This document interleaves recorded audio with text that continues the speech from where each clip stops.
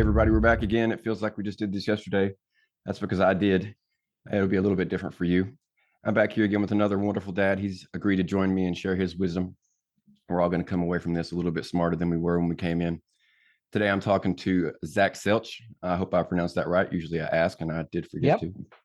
Awesome. no problem. So he's a dad. He's an Army vet, and he has three kids, and that's about the extent of my knowledge. So as usual, listeners, we're going to learn about our guest as he shares, and we will come together at the end and take notes, and there'll be a test. So be sure to pay attention. But with that being said, Mr. Such, thanks so much again for joining us, and tell us a little bit about yourself. So I am a dad based in Chicago. I run my own business. I'm a consultant. I train sales managers, and I was in sales for about 35 years. And I have a corgi. I have a wife. I'm still married to my first wife. We're very happy. I have twin 17-year-old girls and a 22-year-old non-binary kid in University of Rochester. And I spent a number of years as a airborne scout and a sergeant in the Israeli Defense Forces back close to 35 years ago. And then years in the reserves and that kind of thing. So that's pretty much sums up my intersection with being a dad and being a vet. Well, that is definitely a lot to go on. I learned well, I act like this is live or something, but I learned just then that you were with the Israeli Defense Forces as opposed to like the U.S. Army or something like that. So that's really cool. You're definitely the first person I've ever met from that particular branch of service. I was only in for 4 years, so I've not been hugely exposed, but it's always cool to broaden my horizons a little bit. Mhm. Um, I do have. I already had maybe 3 or 4 questions just from your intro, but my OCD prefers that I take these things kind of in the order that I wrote them down, and that is That's typically fun. one of the. That's one of the reasons why things around here are more of a lazy river than a planned, strict regimen. But with that being said, you are an Army paratrooper. I'm wondering, curious, is that hugely different from what the U.S. Army would call an airborne infantry? Yeah, it's basically the same type of thing. I mean, um, we for the most part, infantry doesn't really like parachute places anymore. It's more used for training and training purposes and that kind of thing. And then you're being delivered typically by helicopter or by other various ways. But it's sort of I guess more than anything else, it's a way of sort of dividing out a somewhat elite type of infantry unit. And what I did was I was part of a recon unit within the parachute unit, the airborne unit. So that was sort of, but it was, bottom line is I used to say you carry things and you shoot people, right? That's what infantry does. So how you actually get to the point where you're walking, the Marines do it on a boat, the paratroopers do it in an airplane, but it's nothing really starts ticking until you start carrying something and shooting people, right? So that's pretty much the way it went. Right on. Well, so that pretty well parallel with the limited experience I do have. I tried to be airborne infantry, and they wouldn't let me. They wanted me to be an eye doctor, and I worked them down to military intelligence. So I've got nothing in terms of exciting stories, but I was curious. The words Army paratrooper, that just screams difficulty and hardship. I was wondering if you had, just off the top of your head, if you had a memory of what you would consider the hardest part of your training. Yeah, well, I think, and you hear this also in the US Army, is some of the hardest stuff actually is in the beginning before you start training because they're trying to sort of push out the people that aren't going to make it through training. So, there was and I look back and I can really can't even believe, we go like a week without more than maybe an aggregate of an hour and a half of sleep, right? Every night you'd be sleeping for a few minutes and they'd wake you up, and you'd get to sleep for a few minutes and they'd wake you up. And very often in very, very uncomfortable temperatures. There was a period of time where every morning they would basically make us run through this creek that was pretty much up to our necks, and it was filthy. And then they'd have us roll around in the sand, and that was how we started off our day. So everything we did for the rest of our day, we'd be covered in, sand and dirt and filth. And you know, so that was, you get used to it. I mean, the bottom line is, you sort of I look at it back and I can't believe I did that, but you get used to it. And then when you are dealing with, you know, long hikes, and you're dealing with being behind enemy lines, and you're dealing with firefights and stuff like that, everything is a little bit easier because of what you dealt with earlier on, right? And that's why they do it. So you know that type of stuff, I guess. Yeah. Well, that pretty much falls exactly in line with how tough I thought it would be. That's more what I hear in terms of Ranger training or Navy SEAL training. Like that seems like to be a step above the typical Yeah, infantry. it's yeah. So the reconnaissance company in the airborne unit is sort of like a special forces unit. Um, it's not quite where like the SEALs are, but a lot of the people, like, the concept of ranger comes from reconnaissance, right? It was like the people who did long range reconnaissance or raiding and that kind of thing. So there are parallels between like like ranger training. Ranger training in the U.S. gets a lot more technical survival type of stuff. But we did a lot of training with maps and the navigation. Uh, the wartime designation of my unit was that we were supposed to do the navigating for the military brass in the airborne unit. So, for instance, if a paratrooper general was supposed to go someplace, we were supposed to be the people who actually did the navigating for him. And we also did stuff like, behind the lines reconnaissance, of potential enemy things and that kind of thing. But then those were sort of um, designated for wartime. And then in day-to-day stuff, we were just doing normal military activities, raids and stuff like that. So yeah, it was a little bit tougher than your normal infantry, but not quite as tough as like what a SEAL does, for instance. Interesting stuff. We've already gotten a little bit further into it than I expected to, but it leads me to a bit of a silly question. And this is every episode is dotted with these that are probably only of interest to myself. But you mentioned that at times you were out in the field, out in it, behind enemy lines and what have you. I'm wondering, what do you eat? Do you eat MREs like from America, or do you have something else?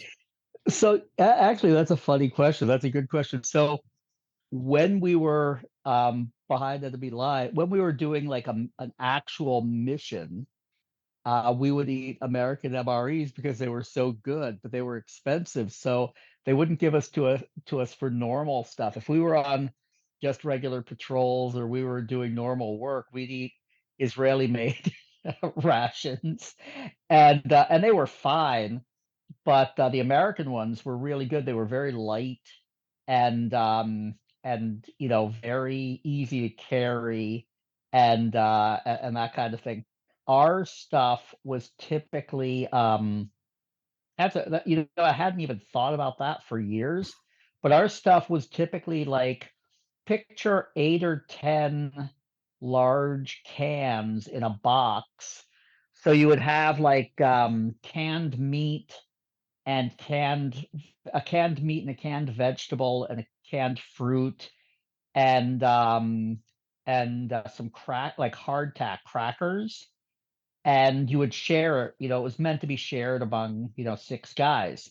That's what we typically ate. But when we went on when we went on like long range foot patrols and stuff like that, they would get us American MREs, but I guess they only bought them in small quantities for special occasions. I guess that was like the going to Red Lobster for your birthday type of military food, right? Yeah, it's like you got to be out here where the bullets are flying, but at least you get to eat good, relatively Yeah. good, anyways. So this is a question that I will.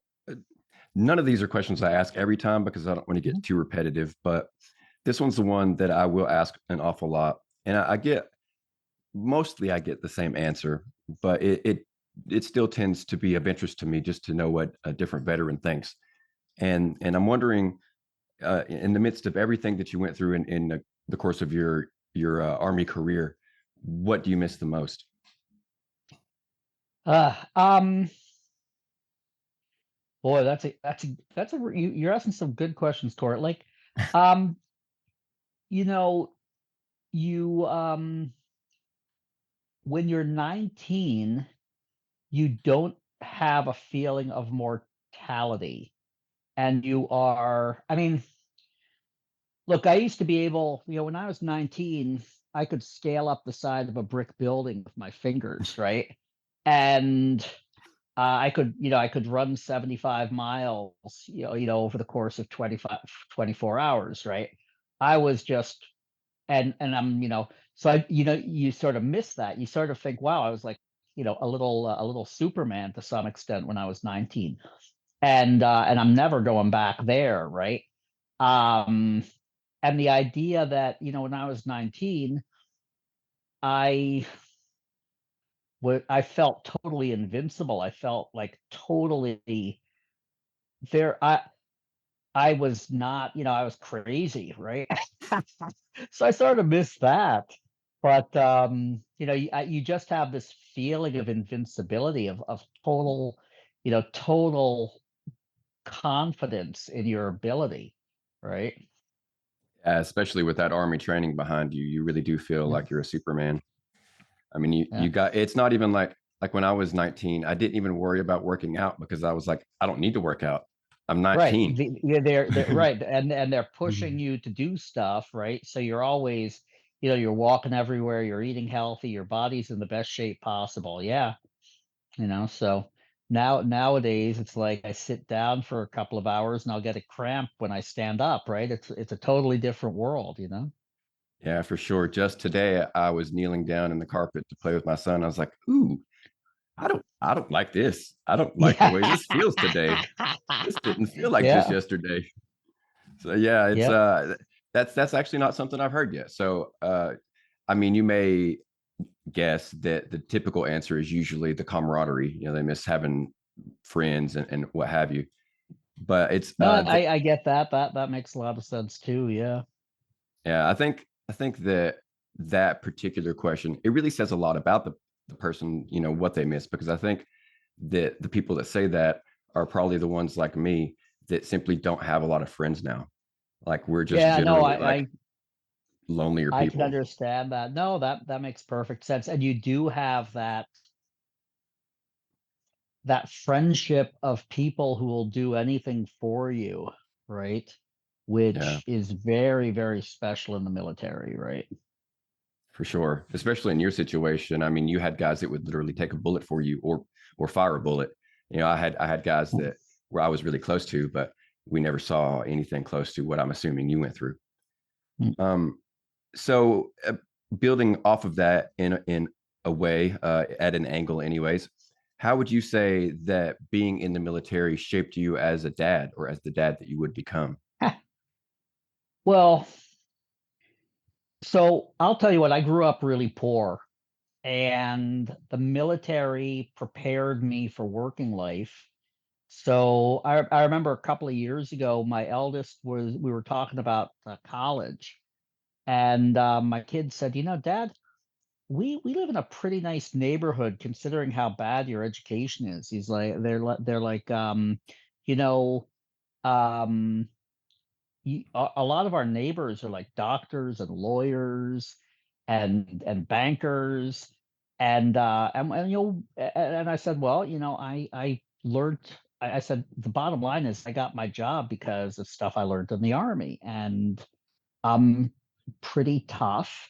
And so when you're in sales, being tough helps.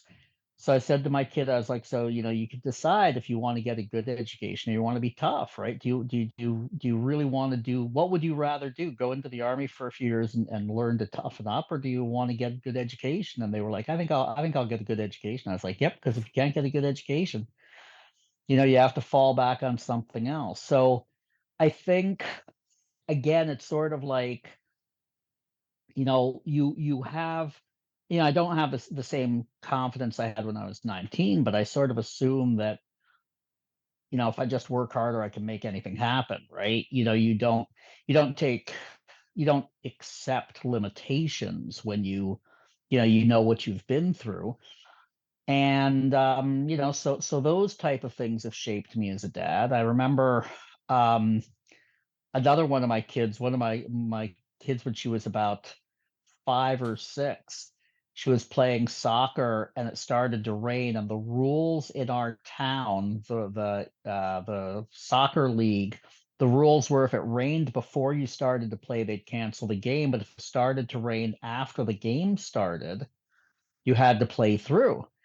So she comes and she goes, I'm cold. I want to stop. And I looked at her and I said, look, it doesn't work that way. Do you think you just, can give up whenever you want to? You go back out on that field, you play like everybody else, right? And and I know the other parents were looking at me like I was a monster, but I'll tell you what, I got very successful, tough kids who, they're good kids, but they do what they have to do to get stuff done, and that came from what shaped me, you know. Well, that actually leads perfectly well into a bit of a tangent, but also something that I have been working on in certain ways myself. I've got a kind of a bonus content mini series where I'm talking to guests about how they achieve mental toughness and how they then pass that on to their children. And you shared, a little bit about both of those things just now. I was wondering if you could maybe give a little bit more in terms of where you yourself, what maybe it was mostly or entirely from your military career, but where did you get mental toughness, and how did you in if there was another way, how did you go about passing that on to your children? Well, I had a rough childhood myself, and I ended up alone in living alone in high school and raising pretty much sort of raising myself or taking care of myself. And I sort of made a decision early on that I was going to, stick with what I had to do in order to get to what I wanted out of life. And um, so that sort of prepared me in a lot of ways for that type of mental toughness. And with my kids, but I'll tell you this now. I'll say to your listeners, um, one of the big dilemmas dads have is always, well, do I want my kid to have a comfortable life or do I want to raise them to be tough? Because those are two opposite ends of the curve, comfort and toughness, right? But you don't necessarily want to take your kid out and throw them in the cold water and roll them around in the sand, right?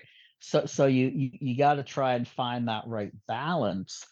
So I had my kids do all sorts of sports. They didn't like any of them, but I made them do at least a year of pretty much every type of sport. I'd make them, exercise and keep fit. Again, not crazy, but somewhat. We do, 5K runs as a family when they were younger. So we worked on that. But I also I made it clear to them that they had responsibilities. Oh, and the other thing I did was I made all my kids work in either food service or retail for 2 years during high school. So, like, one of my kids was a waitress, one of my kids was a dishwasher in a restaurant for 2 years. One of my kids worked retail in the store for 2 years, right? So, and I'd say to them, like, my eldest kid, I said, they came home, I was like, it's a rough job, right? And they're like, washing dishes in the restaurant is rough. And I said, who are you working with? And they go, well, there are some guys there, they're like middle-aged immigrants, right? Mexicans. So they're standing at the sink working with these guys. I said, do you think you're any better than they are? And and my kid said, well, no. I said, well, here's what you got to remember. Do you like? I said, do you like the job? And they're like, well, not really. I said, is it, do you want to be doing this for the next 30 years? Nope. So I said, okay. So here's the thing. If you don't want to be washing dishes when you're 45 in a restaurant, you got to find a way to provide value to somebody. So they're going to pay you to do something else, right? Because if you can't, the world isn't going to give you anything for free. And if the only thing you can do is wash dishes, that's what you're going to do. So you got to find something you can give value. And I raised my kids on those lessons from a very young age. So I think that prepared them, that level of toughness. I'd say, you know, I I I wish my kids were tougher, but I think there was nothing I could have done that didn't involve a lot of discomfort, and I wasn't willing. I still was not willing to put them through enough discomfort to make them tougher than they are. So, It's a fine line. I've got a buddy that I've met through this podcast, and his dad was really tough on him, and it mm, it toughened him up. He's like, he is independent. He can handle anything that comes his way. uh, But they but he also hates don't his really, dad. yeah, Right. they don't really Yeah. talk anymore. I know. It's like do you remember, did you ever hear that song, A Boy Named Sue? Oh You yeah, I love remember Johnny that song? Cash. Yeah, so like it's like that. Like you hear it and you go, well, that's a great idea. That's I could do that. And then you think about it, you're like, well, do I want my kids, I have a great relationship with my kids, right? So they're a little tougher than their friends. They're a lot less tough than I am, but we still get along great. And you know, so if I had pushed them harder, maybe I wouldn't have a relationship with my kids, right? So you got to find that balance. Sure, yeah, and it's almost a balance with each kid. You can't really Oh, even use yeah. the same one. That is exactly true. That is exactly true. Yeah. I was wondering if you had to describe your parenting style, like what adjectives would you use? Great question. I like to talk about doing things with intent, right? So, we thought my wife and I are very much in good alignment on things. So, like, we basically said, well, what level, and I'll give you an example. Like, we're raising our kids Jewish, and I want my kids to be Jewish, but I'm not very religious. It isn't that important to me. I don't want them to be. And I'll be really frank, a lot of people might disagree with me on this. If my kids wanted to marry somebody of a different religion, it isn't going to kill me. But I basically said, okay, here's what I want. I want to know that, there's a holiday called Passover. It's one of our biggest holidays. I said, the line that I'm drawing is everybody in my family is going to have dinner at my house for Passover. I don't care if they have a Christmas tree, but for Passover, they're going to have dinner at my house for Passover. They have to be that religious, right? So, basically it was sort of like, okay, let's think about what's my goal, right? My goal is I want my kids to be able to make a living. I want my kids to be good citizens. I want my kids to be able to have a relationship and have families of their own, right? How am I going to get there? And that's sort of the way I look at it. Is I've tried to do everything with a lot of intent. And we have a very strong family culture. Like, we do our Halloween costumes were always spectacular. We put a lot of effort into it, right? Um, we typically We don't do a lot together. Like I don't say to my kids, okay, we have to have dinner together every night, but we'll have dinner together, maybe 6, 8 times a month, nice sitting around the table. So it's sort of like drawing the line and figuring out what the right level is and working with intent. And it's worked out pretty well for us. I've actually heard that from a lot of dads that consider it to Mhm. be a successful idea. It's worked for them. A couple of dads even literally wrote down the plan that they wanted Yeah. for their kids. And Yeah, I think that makes perfect sense. Yeah. yeah, Mhm. go ahead. I'm Sorry, go sorry. on. No, but on the flip side of that, the one thing I'll say is, um, and I tell this to young dads all the time. It's like you can't really push your kid to do something very specific because that's what you want from them, right? You want to say, okay, like I want my kids to be happy. I want them to be able to make a living. But if you say, well, I want my kid to be a fighter pilot, right? That hardly ever works out. And it just creates a really difficult situation because who knows? Maybe your kid, wants to be an accountant, right? And you got to find that right balance between what's a good fit for the kid and what your dream fits, right? So that I tell that to young fathers all the time because that's the way I would like, I was a paratrooper. I wanted my kids to be paratroopers, right? And then at one point I was like, okay, fuck it, none of my kids are going to be paratroopers, so there you go, right? And when you live with that, when you accept it, you say, okay, but are they good people? Are they gonna, are they gonna be successful? Are they gonna have, good citizens? Are they gonna, and then you learn to live with it, right? Yeah, I mean, you do the best you can and then cross your fingers. Pretty much, Um, yeah. so just a couple more, maybe quick questions in terms of the military side of things. Mhm. When you had your kids, were you still in the military? No, no, this was a long time after. Okay. Um, yeah, sorry. No, no worries. That just that we can skip on by that particular question. So this, I do believe. Okay, so this is probably the last one we'll hit on this side of things. How did you go? Like, how did you shift your mind from hardcore, manly, masculine paratrooper to loving, caring dad of three kids? Oh, Jesus, it was very difficult. I'll tell you that, man. It took me, again, I'll be really open because maybe it'll help somebody else, but it took me years to, to be able to really open up and be a good, not even a good father, but even a good, a good spouse, right? Like I was I was just a tough guy when I was younger, right? And it took me years to get past that. And I had to make a decision that I was going to, I wanted to have a family, and like I knew a lot of the people, again, a lot of the people I knew and I respected and I had a lot of admiration for, couldn't keep married. They had two or three marriages. They were terrible dads. They were really really bad parents, right? And I didn't want that. Or maybe at the beginning I thought, okay, that's just the way life is, right? But I just decided that isn't what I wanted from my life, and I had to work at it pretty hard, And then again, it's sort of like you have to learn to treat your kids, you know, like they're not soldiers. Like it's a funny bit.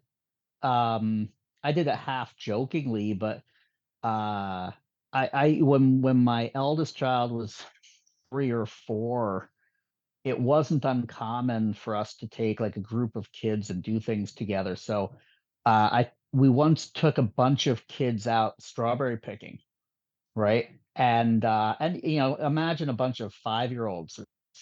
I don't even know if they were 5 or they were 4, but a bunch of little kids strawberry picking, right? And and I'm like lining them up and clapping my hands, saying, "Okay, everybody, you stand here, you stand here, you stand here. Okay, everybody, make sure your arms length I get away from the next person. Okay, everybody, turn around now. Start going down the lane and pick strawberries." And the kids are like talking or they're dawdling, and I'm saying, "You there, redhead, you keep going. You're talking too much. Pick your strawberries, right?" And it took me a while to get past that kind of stuff. I would imagine. That's why I was curious. That's a Mm, question that I haven't started asking until here recently, because it's something that really does interest me. I can't remember. Oh, the last guy I asked, he was a miner. He'd been like a coal mm, miner. So yeah, just the same, like real that's masculine. hard man. Yeah, right. Yeah, and just like you, he had at least two girls. So it was Mm, it was a real. It wasn't like he could raise rugged boys. He had to right. really make a 180. Yeah, So yeah. shifting again, I'm wondering. So you've been through God knows what. You've endured all amounts of stress. What do you do to compress or to decompress when you're trying to relax? Uh, so I guess there are like two again, two sides of that. I just like to sit around and have a drink and a cigar. But on the flip side of that, I box, right? Which I think boxing gives you this really strong sense of focus, right? Which I enjoy. So those are two things that I really like, and they're total opposites. Either like, sort of veg, sit down with a nice drink and a cigar and just sort of read and hang out. I barbecue a lot, right? I like to sit out and again, it's not even so much the eating of the food as much as like sitting and watching a fire with a drink in your hand. Yeah, it's So I like peaceful. that stuff. Yeah, it's nice and peaceful. And yeah, and I want to get back to camping a little bit. My wife doesn't like camping, so I think we've gotten to the point where my kids are old enough so I can go off either with my kids or by myself and leave my wife alone for a weekend and do a little bit of camping. So I'd like to do that again. But yeah, mostly those are the things I do to decompress. Right on. I'm always interested to find out that side of things from other dads. I've had bouts with anxiety since the army, Mm. so I'm always looking for new techniques or tips or tricks. But going back to something you said that hit a light for me, for that doesn't make any sense. Something that you said that interested me. You're a boxing fan. I was a boxing fan as a child because my grandfather boxed Golden Gloves. Been getting back Oh into it wow. here recently.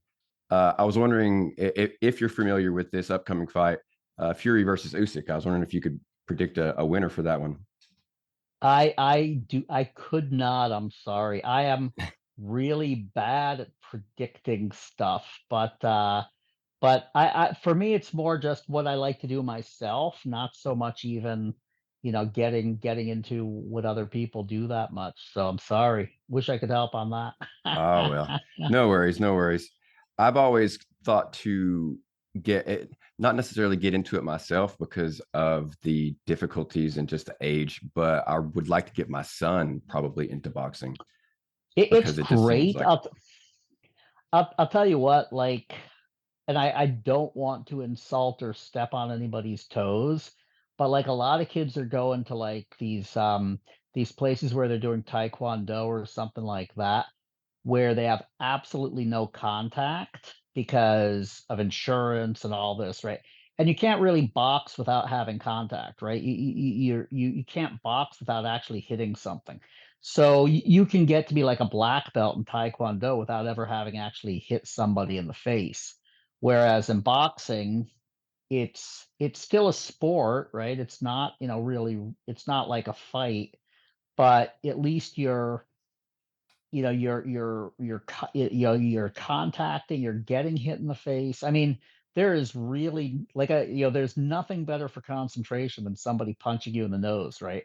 Because you sort of think, it's sort of like you're focusing, and then you suddenly think, oh, I wonder what I'm going to have for dinner, and then bam, right? Somebody punches you in the face, and you think, I'd better just focus on the task at hand for the next 3 minutes, right? So Uh, I think boxing is a fantastic thing for kids. And all of my kids have boxed. One of them's pretty good. The others dropped out after, a year or two, but I made all of my kids do a little bit of boxing. awesome. That's cool to hear. There's a Floyd Mayweather gym in the Mm, town kind of closest to me, and I'm not a Floyd Mayweather fan, but I can't argue with greatness. And if it's the yeah. only gym, then it's the gym I'm probably going to use. So Right, right, exactly. uh, we're kind of sort of coming down here to the end a little bit. I did have a couple of questions here that are just they're you could almost consider them icebreakers for the most part, Uh, uh, but they're fun, get a laugh sometimes. So I don't know, and it may be that these questions all hit the mark or miss the mark rather, like the boxing question did. But we'll deal with that when we come to it. So I have created on my um, on my podcast Facebook page. I created my own top five 80s action movies, and it got me uh. thinking about like the best of the decade. And everybody goes to more than likely the same two people when you're talking about 80s action movies. So I wanted to know if you could only watch from now on Schwarzenegger movies or Stallone movies, which one are you going to pick? Oh, I thought you were going to say Bruce Willis, but okay. Um, you know what? Probably Stallone. You Probably can't really go Stallone. wrong either way. You can't go wrong either way.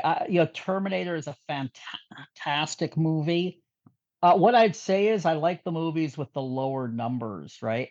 Like Rambo 1, I think was a fantastic movie.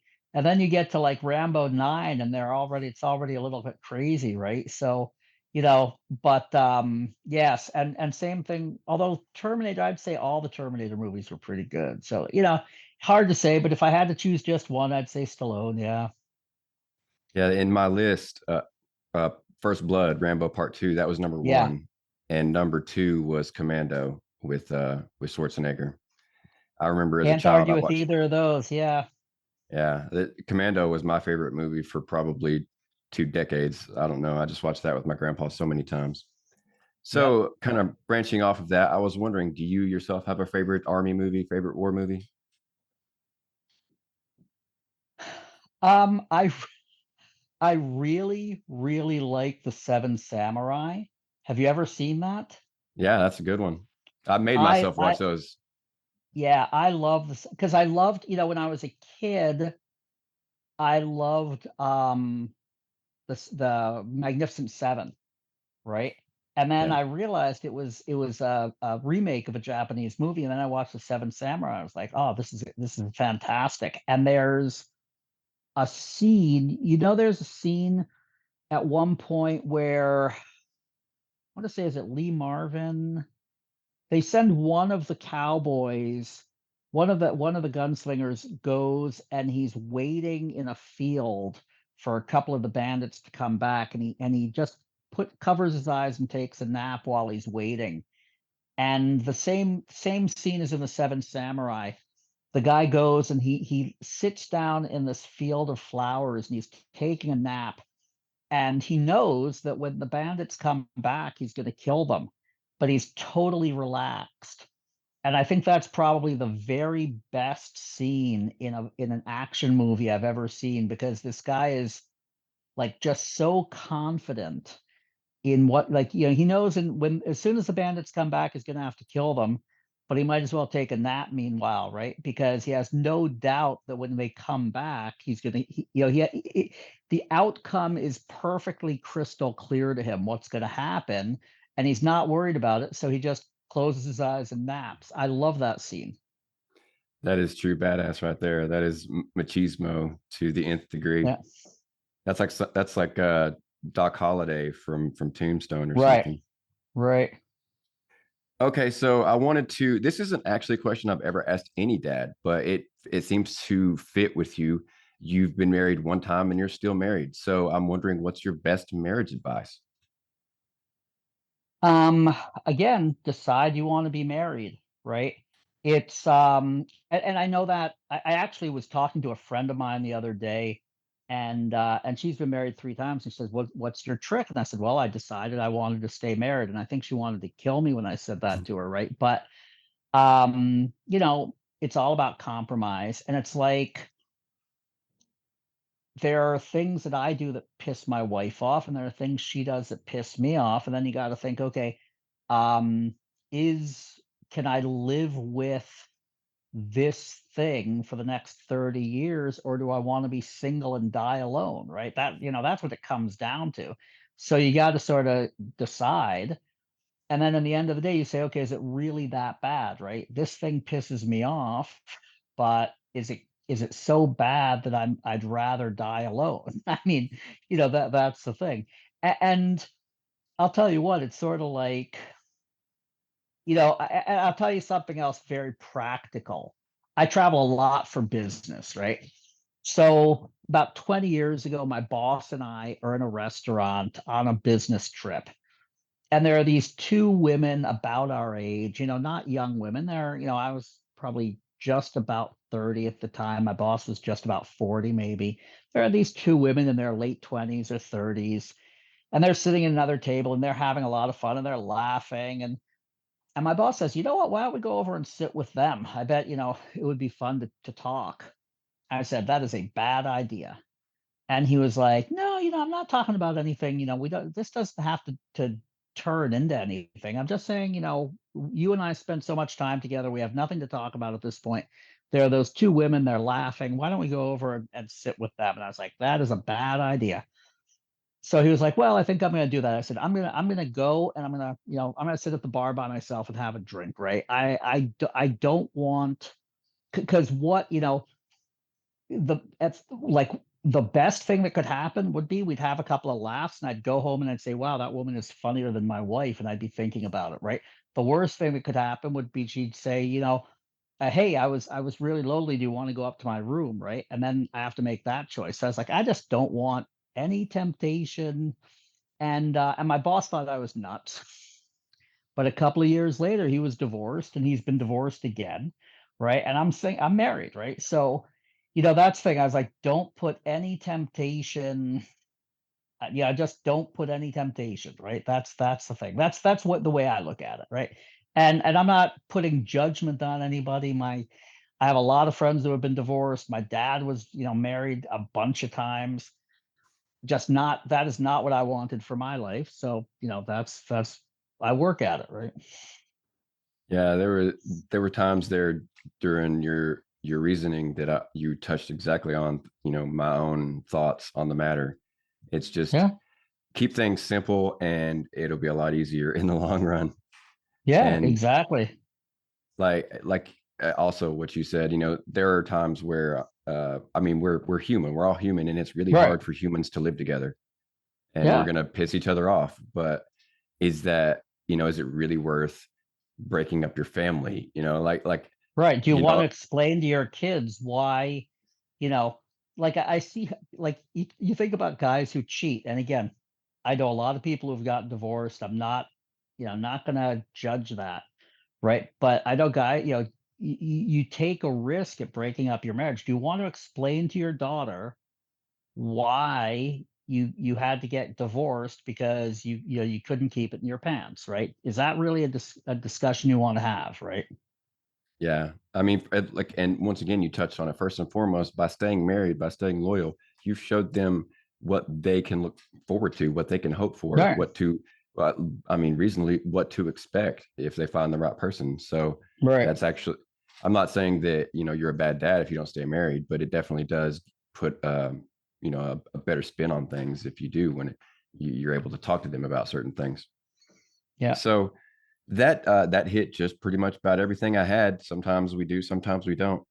But we're going to call that our quote unquote halfway point. And I wanted to kick it to you now and allow you to talk about anything at all that you had going on or that you might want to promote to my listeners. Well, sure. What I do is very niche, but basically I train and coach sales managers.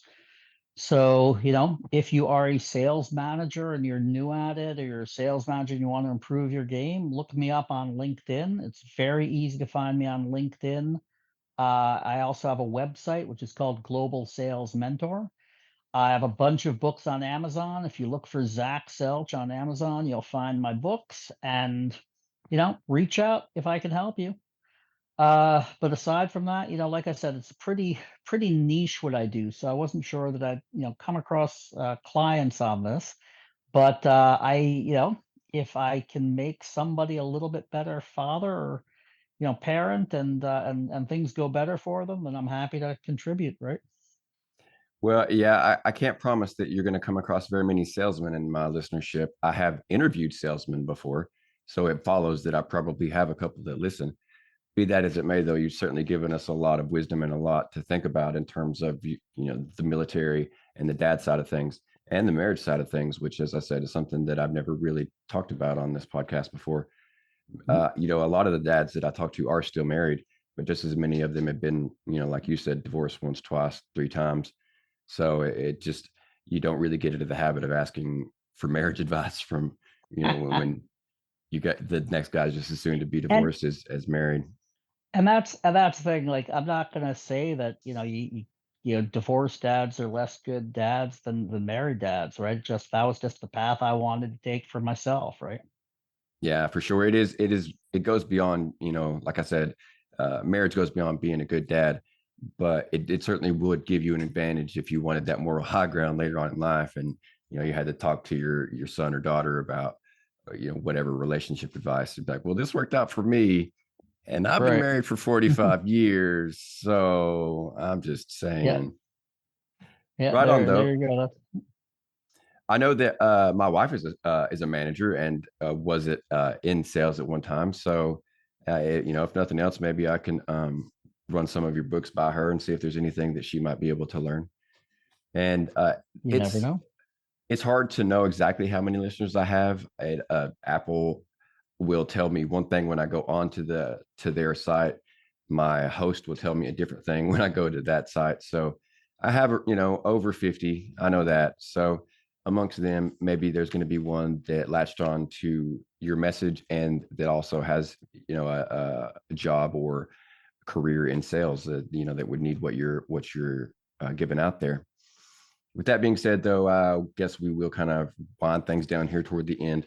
I looked before you came on for a suitable joke, and I really should look at these ahead of time, but I always wait until like 5 minutes before we start before I'm searching for one. So, with that being said, though, this one is long enough that I'm going to have to read it, but hopefully it passes the laugh test. So, okay, a professor travels to Africa to live with a primitive tribe and spends years with them, teaching them all about science and mathematics. He makes friends with the tribe's chief and his wife, and they all live happily for some time. One day, the chief's wife gives birth to a white child. The word spreads, and the entire tribe is in shock. The chief pulls the professor aside and says, look, you're the only white man here we've seen around, and my wife just gave birth to a white child. It doesn't take a genius to figure out what happened. The professor replied, he says, no, chief, you're mistaken. What we have here is a natural occurrence, what we in the civilized world call an albino. Look at that field over there. All the sheep are white except for one black one. Nature does this on occasion too. The chief was silent for a moment. He stands there thinking, and then he says, tell you what, you don't say anything more about that sheep, and I won't say anything more about that kid. So That's that pretty good. that was enough of a laugh to consider it a success, considering I, searched for about 4 minutes before I found one. I There you usually go. end up just reusing the same ones again and again because very few people listen to the same episodes or the all of the episodes. But anyways, that does conclude things for us here. And I did want to thank you again for taking the time out of your schedule to talk to me as sales in sales and traveling as much as I'm sure that you do. Your schedule probably gets a little bit hectic, so I appreciate you carving out this for the No podcast. problem, Corey. Thanks for having me. It's a pleasure. No problem. I will send you a Facebook friend request just so we can keep Uh-huh. in touch and stuff. And maybe Great. down the road you'll be able to see the reels when they come out. Yep, I'd like that. All right. Thanks a lot, Corey. Take care. Awesome. You have a good evening. Bye bye.